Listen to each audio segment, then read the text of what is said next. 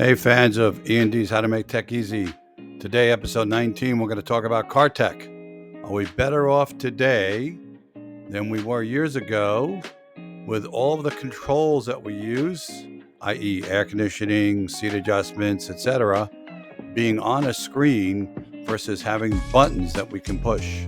Let's talk about that today in this episode of E&D's How to Make Tech Easy, cartech. Let's talk about old school buttons. As you can see in this example, as technology grew in cars with more features and functions, the console became overwhelming with the number of buttons, which also became a distraction for the driver as to which button they should push. So manufacturers had to get smart about how they manage the new technology that's being introduced into cars by minimizing the number of buttons and automating functions, as well as making it more accessible for them to maintain and reduce costs. Let's talk about soft buttons or screen-based controls.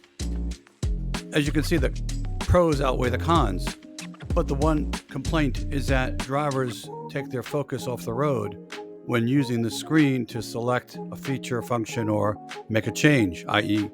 temperature of the air conditioning, radio stations, and the like. There's some intuitiveness to the new controls, i.e. through heads-up display, that allow a driver to both look at the road while they make changes or look at navigation maps, etc. So we're seeing a swing of one extreme now where everything was moving to soft controls back to where there are actual buttons that is more intuitive for an end user, i.e. a driver, to select. I've heard Volkswagen is already moving back to that direction. There is a balance between screen and physical controls. If you look at Lucid as an example, they have the basics of fan and temperature control as physical buttons versus all of the soft controls that you find on the screens for the other features of the car.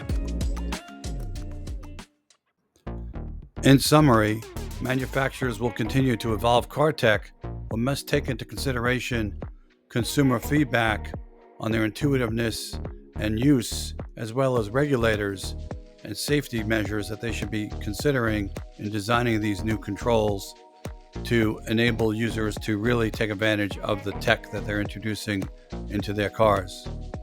So we'll see more of a balance, I believe, where there are going to be more physical controls, whether it's on the steering wheel or otherwise, but they also need to be intuitive so a user, i.e. a driver, can use these controls effectively without introducing more risk while driving.